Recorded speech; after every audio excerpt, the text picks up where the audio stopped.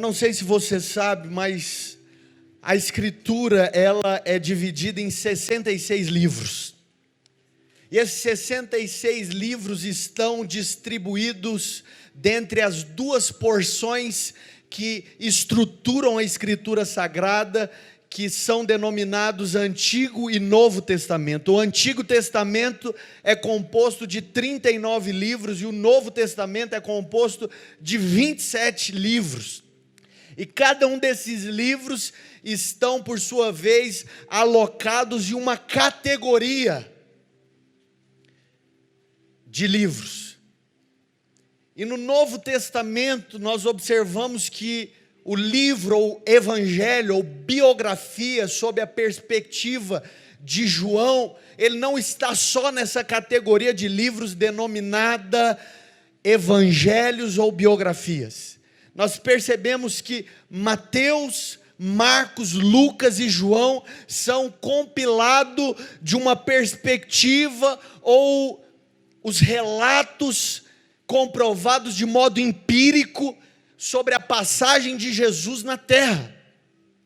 Nós podemos observar que, por sua vez, Mateus traz uma abordagem, embora todos eles sejam biografias, de uma perspectiva diferente dos demais. Em Mateus, Jesus é rei. E é por esse motivo, ele não poderia ter vindo por acaso, ou ter chegado de maneira independente. Por esse motivo, carecia que ele tivesse uma genealogia, uma origem humana que validasse o reinado dele sobre a terra. Mas em Marcos nós vemos que Jesus, ele é o servo, ele aprende pelas coisas as quais ele sofre. Em Lucas, Jesus é filho do homem, mas em João, Jesus, ele é o Filho de Deus. E o versículo chave desse livro é o versículo que está contigo no seu primeiro capítulo, versículo 12. Mas a todos quanto receberam e creram em seu nome, deu-lhes o poder de se tornarem, porque não eram filhos de Deus, os quais não nasceram da vontade da carne, nem da vontade do homem, mas da vontade de Deus. Mas eu não quero me antecipar, eu quero fazer, eu trabalhar de maneira expositiva. A partir do versículo 1, a Escritura diz assim: no princípio era o verbo, e o verbo estava com Deus, e o verbo era Deus. Ele estava no princípio com Deus. Todas as coisas foram feitas por intermédio dele, e sem ele, nada do que foi feito se fez.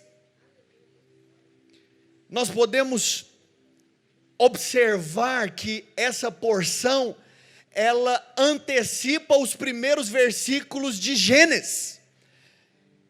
Esse princípio sobre o qual João está falando não é o princípio da criação do homem, mas é o princípio da eternidade.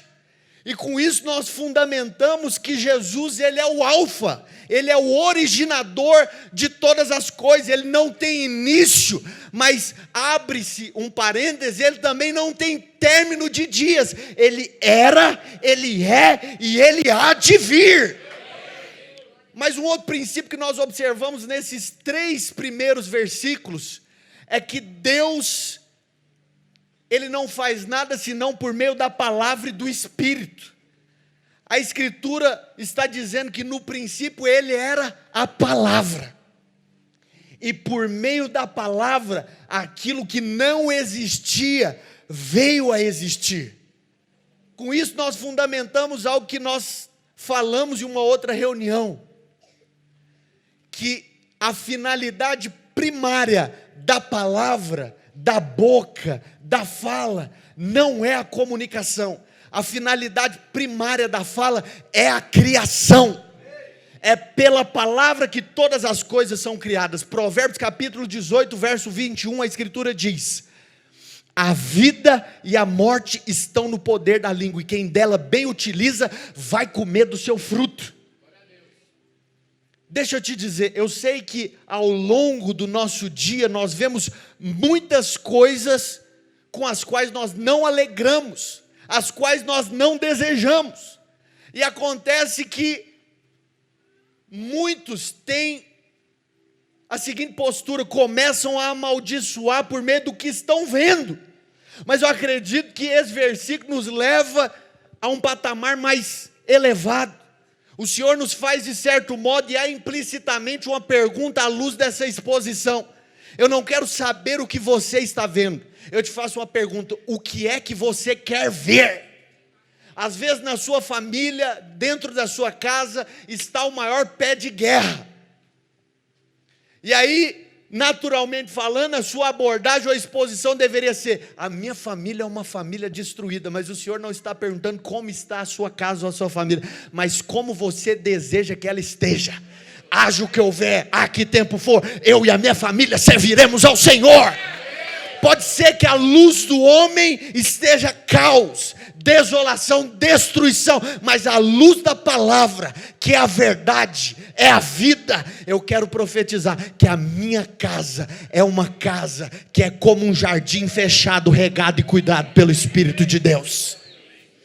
Mas caminhando um pouco mais adiante, nos versículos que fundamentam esse livro, a Escritura diz assim, versículo 12: mas a todos quanto receberam, deu-lhes o poder de serem feitos filhos de Deus, a saber, aos quais creram no seu nome, os quais não nasceram do sangue, nem da vontade da carne, nem da vontade do homem, mas de Deus. Deixa eu te dizer uma outra coisa: Deus não te criou para que você tivesse uma reunião dominical para participar. Ele não te criou simplesmente para que você tivesse um ambiente denominado igreja para frequentar, e algumas poucas mãos para apertar. O Senhor nos criou para que nós fôssemos feitos parte da sua família. A vontade primária de Deus é que eu e você nos tornemos parte da sua família. Eu comentei a vocês que em Mateus, Jesus tem uma genealogia, porque a monarquia se estende, ou ela é compartilhada por meio de um direito de sucessão. Você tem que fazer parte de uma linhagem natural, para que um dia o trono seja compartilhado ou repassado a você. Mas aqui em João nós percebemos que Jesus não tem genealogia em primeiro lugar, porque Ele é o originador de todas as coisas. Mas em segundo lugar, para nos mostrar que o mérito, o meio, o mecanismo por meio do qual eu e você nos tornamos parte da família dele, não tem a ver com o nosso merecimento, não tem a ver com a nossa linhagem humana, não tem a ver com as nossas origens terrenas. Em outras palavras, ele está estabelecendo uma nova raça, ele está estabelecendo um novo parâmetro. Os judeus, por legitimidade, tinham o direito de serem os herdeiros dos benefícios ou das dádivas dadas por Deus. Mas o Senhor, em outras palavras, está dizendo: eu estou interrompendo todo o processo natural que havia sido estabelecido, para dizer que agora se torna pertencente à minha família aqueles que são os meus filhos, que não nasceram da vontade da carne, nem da vontade do homem, mas da vontade de Deus. Deixa eu te dizer uma coisa: o homem, quando nasce, não nasce filho de Deus, ele nasce criatura de Deus. E a partir do momento que você confessa com a boca e crê com o coração, você se torna parte dessa família. Pode ser que até então, na sua casa, haja um histórico de maldições hereditárias, haja um histórico de destruição, de falência, de dívidas. Mas o Senhor está querendo dizer que agora o parâmetro, a família a qual você pertence, não é uma família humana ou terrena. Você faz parte da família de Deus, e na família de Deus não há doença, na família de Deus não há miséria, na família de Deus não há escassez, na família de Deus não há divisão. Ele está fazendo novo, e aquele que está em Cristo também é nova criatura. As coisas antigas são lançadas no mar do esquecimento, e tudo se faz novo na sua vida. Tal qual Cristo é, eu e você nos tornamos. Eu não sei quanto a vocês, mas eu me sinto privilegiado em ser filho do meu pai, em ser filho do Luiz. Eu me sinto muito orgulhoso, porque o meu pai é um homem nobre, de caráter, respeitoso. E ele sabe muito bem disso. Quem está próximo de mim sabe que eu encho a minha boca para falar.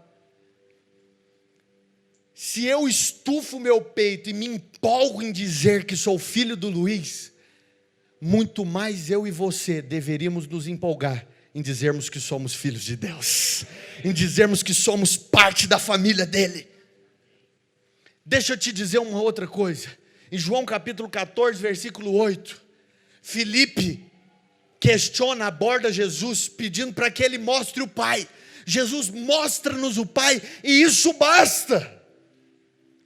E aí Jesus responde a Filipe: Filipe, há tanto tempo eu estou com vocês, e você me pede para que veja o Pai. Quem vê a mim, vê o Pai. Quem vê a Jesus, vê o Pai. E a partir do momento que eu e você somos enxertados nele, eu e você também podemos dizer: quem vê a mim, vê o Pai. Foi em base dessa mesma revelação que no capítulo 3 de Atos, João e Pedro estavam subindo a escadaria do templo, e um aleijado os inquiriu pedindo esmola a eles. E antes deles dizerem aquela frase ou versículo célebre, eles falam algo que foi pouco notado pelos estudiosos. Eles viram para aquele aleijado e dizem assim: olha para nós, olha para nós. Eu não tenho ouro nem prata, mas o que eu tenho eu te dou. Em nome do Senhor Jesus, levanta, toma o teu leito e anda. Hoje eu e você, com a mesma autoridade, podemos dizer isso. Olha para nós, sabe por quê? Porque quem nos vê, vê o Pai. Hoje eu e você somos a exata expressão de Deus. Hoje eu e você podemos bater no peito e dizer: tal qual Cristo é, nós também somos. Hoje eu e você podemos andar pelas ruas, encontrar aleijados, encontrar pessoas em situação de rua, orar por elas, liberar uma palavra e dizer: eu não tenho ouro nem prata, mas o que eu tenho eu te dou. Em nome de Jesus, saia dessa condição. Em nome de Jesus, levante e anda. Nós somos parte da família de Deus. Nós fomos incluídos na família de Deus. Mas nos versículos 16 e 17, a Escritura diz assim: porque todos nós temos recebido da sua plenitude, e graça sobre graça, porque a lei foi dada por intermédio de Moisés, a graça e a verdade vieram por meio de Jesus. Eu não sei se você sabe, mas a lei foi dada ao homem por dois motivos. Em primeiro lugar, para revelar o caráter santo de Deus. Mas em segundo lugar, para revelar a incapacidade, a limitação humana de atender os altos critérios estabelecidos por Ele. A lei foi dada como um código de ética, um código de conduta, o qual se esperava que fosse cumprido desde o primeiro até o último dia de vida.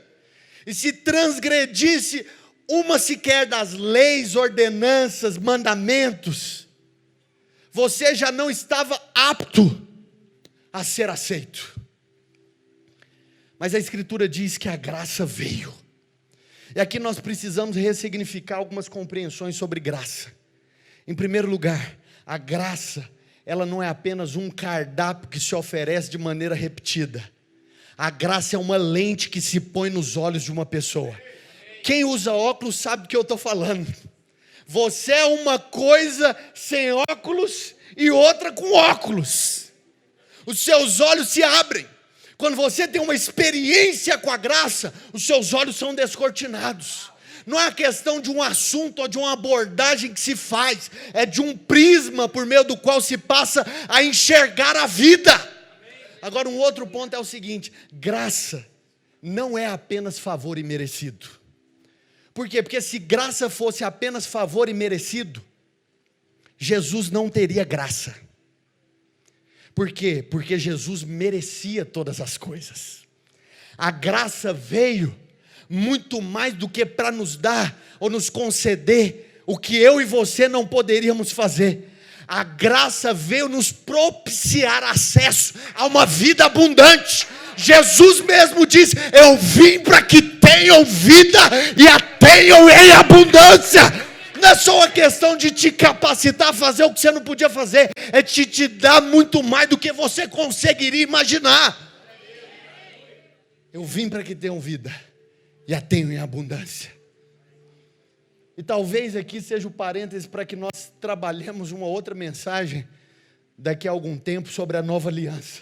Porque a nova aliança nos propicia não apenas favor imerecido, ela nos propicia uma vida sem limites. O que aconteceria se eu e você entendêssemos que nós fomos projetados para viver uma vida onde não há limites? O que aconteceria se não existissem limites financeiros? O que aconteceria se não houvessem limites para suas questões emocionais? O que aconteceria se não houvessem limites para suas petições diante de Deus? Pois bem, o Senhor veio para nos propiciar, para nos colocar em uma plataforma de uma vida sem limites. Não há limites. É uma vida plena, é uma vida abundante. A gente observa que a única maneira de, na nova aliança, o crente ser amaldiçoado é ele tentar viver essa nova dispensação baseada na lei. A gente percebe que em Mateus capítulo 4, depois de ser batizado por João, Jesus é levado pelo Espírito ao deserto para ser tentado pelo diabo. E a primeira tentação, a primeira prova que o diabo submete pela permissão do Espírito a Jesus é o seguinte: se tu és filho de Deus, transforma essas pedras em pães. Pão fala de alimento e as pedras remetem a uma compreensão da lei, das tábuas da lei. O que o diabo estava falando? Se tu és filho de Deus, se alimente. Se tu és filho de Deus, se alimente da lei. Deixa eu te dizer, eu e você fomos chamados para nos alimentar da graça e da verdade. Eu e você fomos chamados para nos alimentar do Senhor. Mas no versículo 22 a Escritura diz assim: disseram-lhe, pois, declara-nos quem és, para que demos resposta àqueles que nos enviaram. Que diz a respeito de ti mesmo? Então ele respondeu: eu sou a voz do que clama no deserto, endireitai o caminho do Senhor, como disse o profeta Isaías. Deixa eu te dizer uma outra coisa: só pode ser uma voz quem primeiro foi uma testemunha.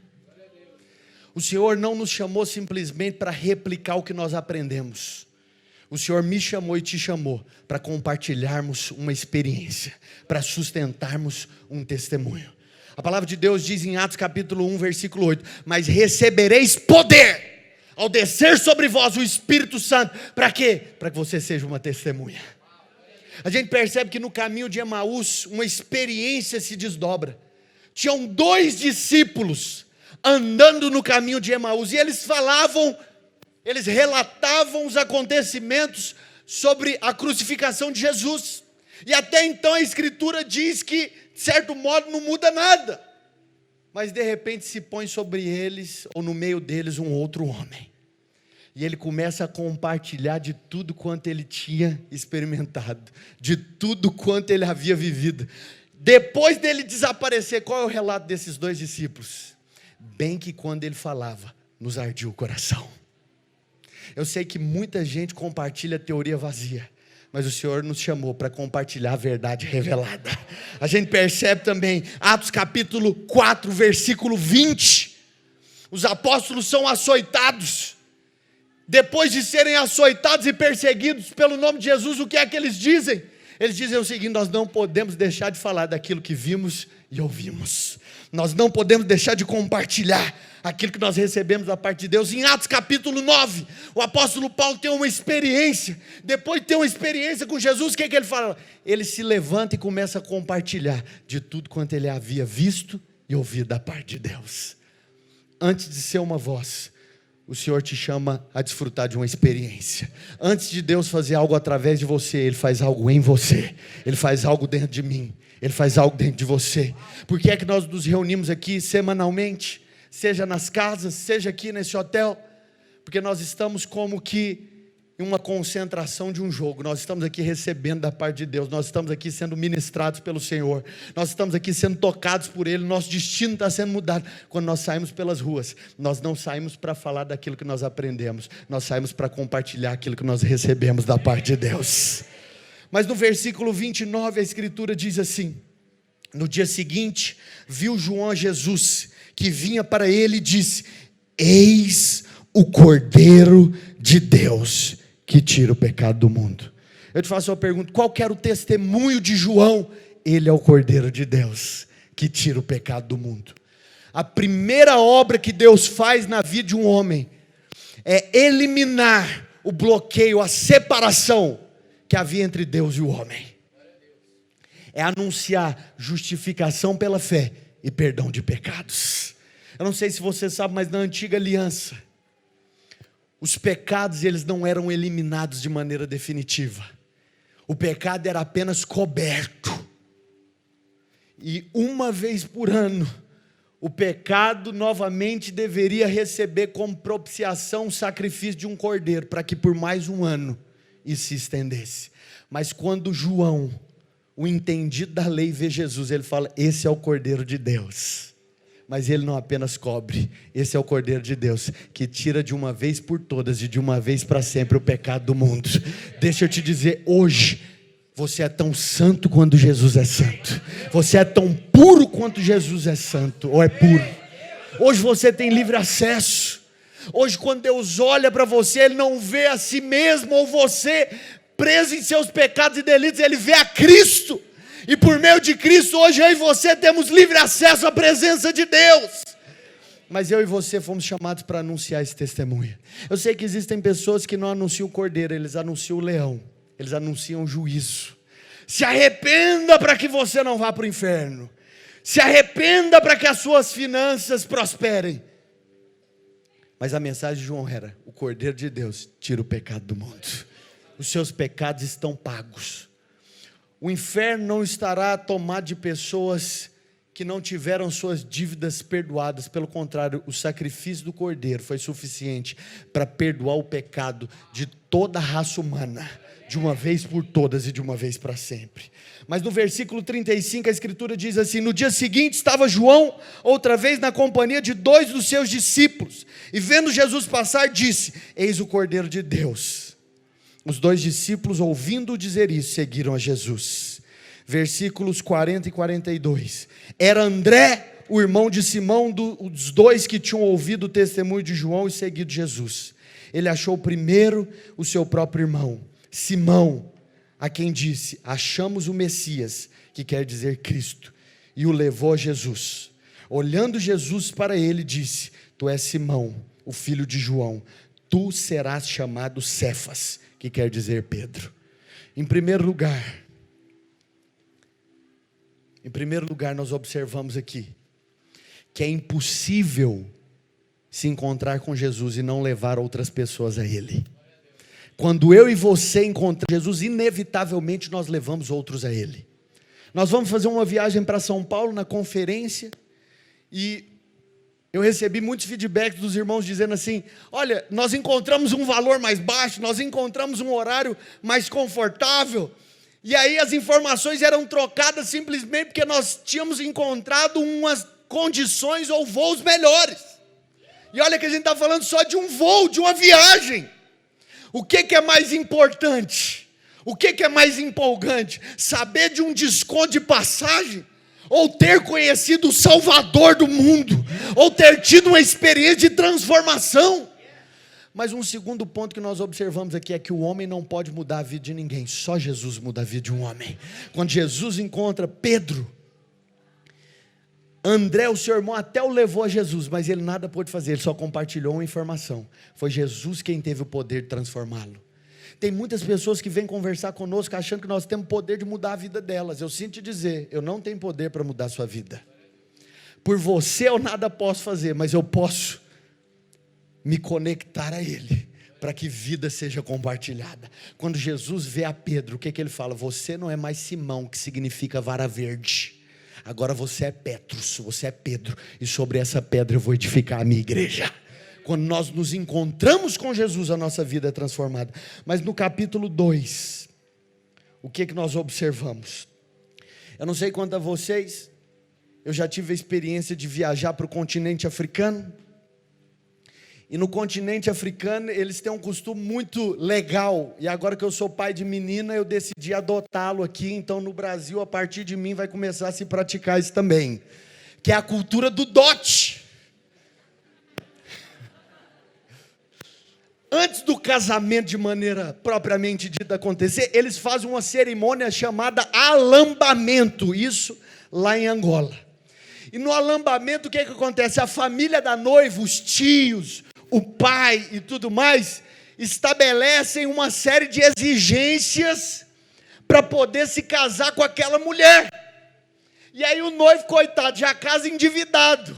E tudo isso varia de acordo com o poder aquisitivo do camarada. Então o povo pede carro, relógio, casa, um monte de coisa. E a festa de casamento deles é muito superior a nós, porque nossas festas de casamento tem ali a recepção, mas ela dura em média 4, 5, 6 horas. E olha lá, 6 horas é exagero. Mas os camaradas festejam o casamento por uma semana. É uma semana inteira festejando pelo casamento. E aí, no dia do casamento mesmo, eles colocam um casal de noivos lá no salão, no local da cerimônia, da recepção. E aí começam a entrar as famílias. Agora nós vamos receber a família Beda. Aí chega a família Beda com um fogão nas costas. Agora nós vamos receber a família Freitas. E a família Freitas chega com a geladeira nas costas. Agora nós vamos receber a família Rosa. Aí o Fabiano chega com as Tupperware debaixo do braço. Brincadeira. Um monte de gente. As festas deles são muito mais abundantes que a nossa. Ou as nossas, melhor dizendo.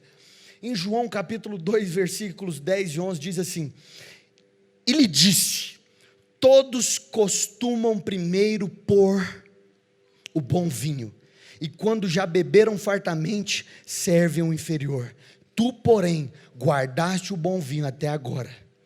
Com este deu Jesus princípio aos seus sinais em Caná da Galileia. Manifestou a sua glória, e os seus discípulos creram nele. O vinho na Bíblia fala ou aponta para a alegria. A Escritura diz: e não vos embriagueis com o vinho no qual há dissolução, mas enchei-vos do Espírito. O vinho fala de alegria, mas fala de uma alegria que se dissolve, que desaparece. Você bebe, tem até uma alegria, mas logo passa. O que Jesus está falando? Olha, o mundo pode até ter uma medida de alegria, mas a alegria completa só lá no céu. Eu não sei se é o seu caso, mas eu sinto no meu espírito que existem pessoas passando por muitos problemas de angústia, depressão, ansiedade. E a Escritura diz: até agora vocês nada têm pedido no meu nome. Peçam e recebam, para que a sua alegria se torne completa. Por quê? Porque no céu há alegria completa. Esse é o primeiro milagre que Jesus faz. E o primeiro sinal que Jesus faz é transformar água em vinho. A palavra de Deus fala que tinham 6 talhas de vinho. E a menor medida de uma talha eram 60 litros. Ou seja, Jesus multiplica 360 litros de vinho. Mas não é qualquer tipo de vinho. O mestre Sala fala que é o melhor vinho. Eu não sei se você sabe, mas hoje a garrafa mais cara do mundo custa R$296 mil. 296 mil reais. 296 mil reais multiplicado por 360 litros de vinho totalizam 106 milhões 560 mil reais. Eu particularmente nunca vi relato nenhum, nem mesmo na Forbes, de alguém que gastou 106 milhões em vinho. Mas o que o senhor estava querendo dizer? E às vezes sua mente fica pensando: por que eu gastaria 106 milhões com vinho? Eu poderia fazer tanta coisa com esse dinheiro, eu não gastaria 106 milhões com vinho. Mas o Senhor está querendo mostrar o seguinte: pode ser insignificante, mas se é importante para você, é importante para mim também. Deixa eu te dizer, existem certas coisas na sua vida que você pode parar para pensar, não é insignificante, é desprezível, mas o Senhor te diz, se é importante para você, é importante para mim também. O Senhor quer exagerar, Ele quer extravasar na bondade, na graça, na manifestação do favor dEle sobre as nossas vidas. Pode ser pequeno, pode parecer fútil, mas se é importante para você, é importante para o Senhor também. Mas a gente encontra aqui, partindo para o capítulo 3, o encontro de Jesus com um indivíduo. Esse indivíduo era um mestre da lei, era o principal ou um dos principais entre os judeus. E a gente percebe que a vinda de Jesus à terra não tem em vista que ele esbanje nos seus próprios prazeres. Jesus não veio para tirar férias, Jesus não veio para ficar 33 anos e meio num spa, Ele não veio para ser servido, pelo contrário, Ele veio servir e dar a sua vida em resgate de muitos. Ele não veio para se preocupar com seus próprios interesses, Ele veio por causa de mim, por causa de você. E a gente percebe que esse principal dos judeus, ele vai encontrar Jesus na alta noite. Por que ele vai encontrar Jesus na alta noite? Porque ele tinha vergonha de ser visto com Jesus. E aí, ele faz uma pergunta para Jesus: mestre, o que eu preciso fazer para herdar a vida eterna? Jesus não fala para ele: olha, você precisa agora de uma casa, você precisa de um carro, você precisa de casar, você precisa de prosperar. Jesus não fala nada disso para ele. Ele vira para ele e fala: te importa nascer de novo, importa que você nasça de novo.